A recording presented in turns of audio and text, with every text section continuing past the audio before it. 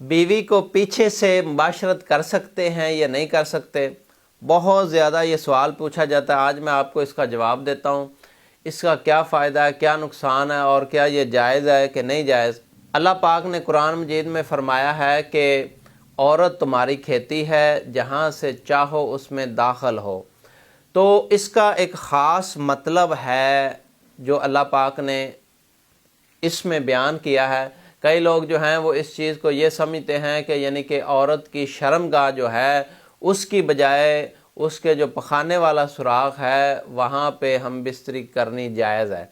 تو کئی لوگ جو ہیں اس کنفیوژن کا شکار ہوتے ہیں۔ ظاہری بات، کئی ایسے ہوتے ہیں لوگ جن کو جو ہے وہ لڑکوں وغیرہ کی عادت ہوتی ہے، تو وہ جب بیوی یعنی ان کے پاس آ جاتی، شادی ہو جاتی ہے، تو وہ پھر اسی کام پہ لگے رہتے ہیں۔ ان کو جو ہے دوسری طرف سے جو ہے وہ مزہ وغیرہ نہیں آتا، اور وہ کوشش کرتے ہیں کہ وہ پیچھے سے جو ہے ہم بستری کریں۔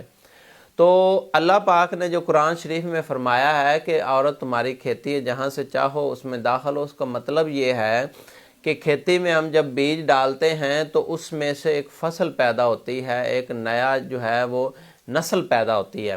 تو اس کا مقصد یہ ہے کہ بیوی کے ساتھ جو ہم بستری کرنی ہے وہ بے شک آپ اس کو الٹا کر کے، سیدھا کر کے، جس طریقے بھی یعنی کہ اب بیوی مطمئن ہو یا آپ مطمئن ہو، یا جس طریقے سے آپ کو اچھا لگے، زیادہ مزہ آئے، تو آپ کر سکتے ہیں۔ کوئی مسئلہ نہیں ہے، پریشانی والی بات نہیں ہے، جائز ہے۔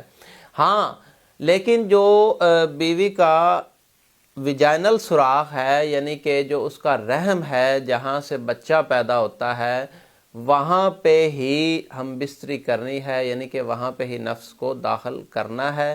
یہ نہیں کہ پخانے والے سوراخ میں، وہ بالکل جائز نہیں ہے اور وہ گناہ ہے۔ تو بے شک آپ بیوی کو الٹا کر کے، سیدھا کر کے، جس طریقے سے بھی یعنی کہ آپ میاں بیوی جو ہیں وہ آپ کو اچھا لگے، آپ ہم بستری کر سکتے ہیں، کوئی مسئلہ نہیں۔ اس کی اللہ پاک نے جو ہے اجازت دی ہے۔ لیکن سنت طریقہ جو ہے، جس کا ثواب ہے، جو یعنی کہ افضل طریقہ ہے، وہ ایک الگ چیز ہے۔ وہ یعنی کہ آپ جو ہے وہ اندھیرا کر کے، لائٹ بند کر کے، اوپر جو ہے کپڑے سے ڈھانپ کے، بیوی نیچے لیٹ کے، مرد اوپر لیٹی، یہ اصل صحیح سنت طریقہ ہے۔ تو اگر سنت طریقے کے مطابق اگر کریں گے تو اجر و ثواب بھی ملے گا اور فائدہ بھی ہوگا۔ باقی آج کل کا دور ہے کہ ظاہر بات ہم جس طریقے جس دور میں رہ رہے ہیں یا جو جیسے ہے، لیکن اگر کوئی اس کے علاوہ کچھ اور طریقہ بھی اختیار کرتا ہے تو اس میں کم از کم یہ ہے کہ آپ جو ہے وہ بیوی کے ویجائنل سوراخ یعنی کہ شرمگاہ میں ہی نفس داخل کریں گے، اس کے علاوہ اور کہیں نہیں۔